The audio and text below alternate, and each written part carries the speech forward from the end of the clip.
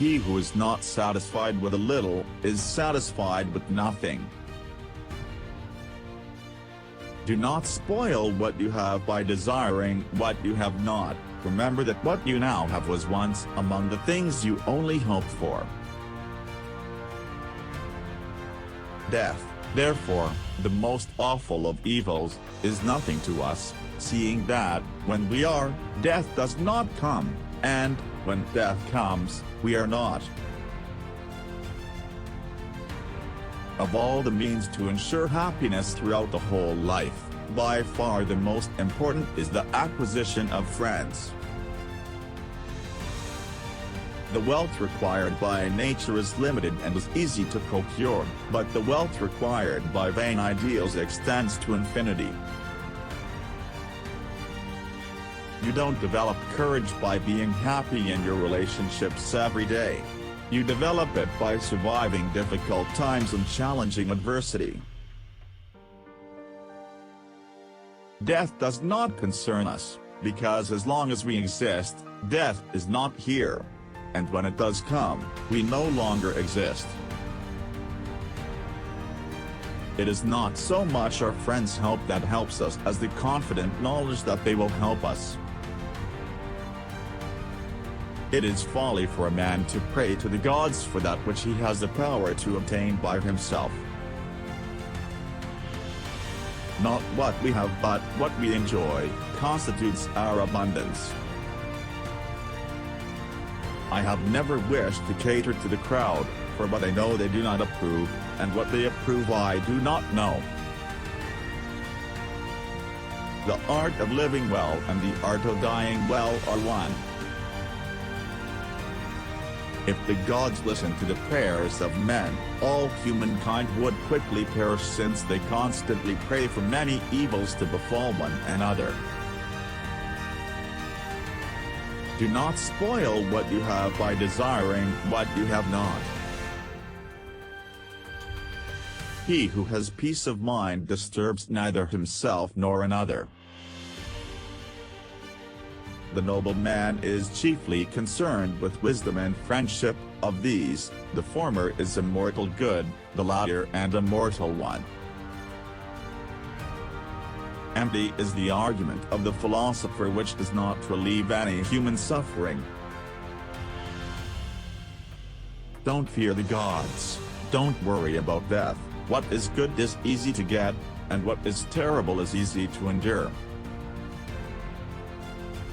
To eat and drink without a friend is to devour like the lion and the wolf. Nothing is sufficient for the person who finds sufficiency too little. The fool's life is empty of gratitude and full of fears, its course lies wholly toward the future.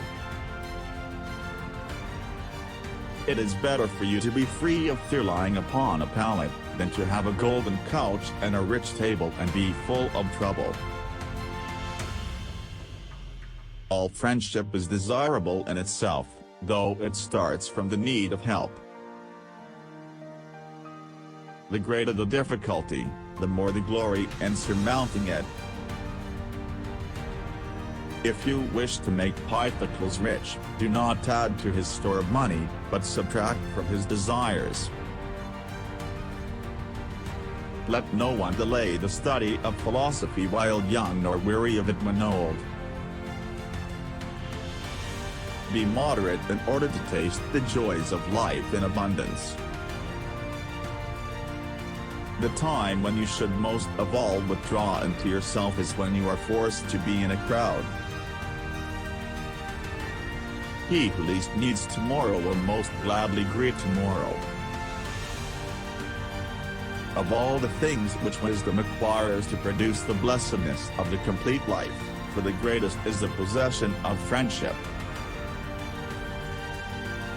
I was not, I have been, I am not, I do not mind.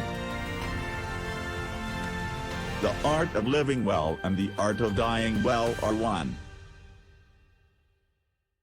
If the gods listened to the prayers of men, all men would quickly have perished, for they are forever praying for evil against one another.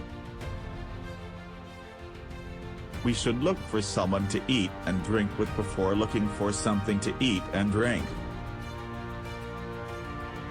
It is not the pretended but the real pursuit of philosophy that is needed, for we do not need the appearance of good health but to enjoy it in truth. Misfortune seldom intrudes upon the wise man, his greatest and highest interests are directed by reason throughout the course of life. The most important consequence of self-sufficiency is freedom. With the Epicureans, it was never science for the sake of science but always science for the sake of human happiness. If a little is not enough for you, nothing is. When you die, your mind will be gone even faster than your body.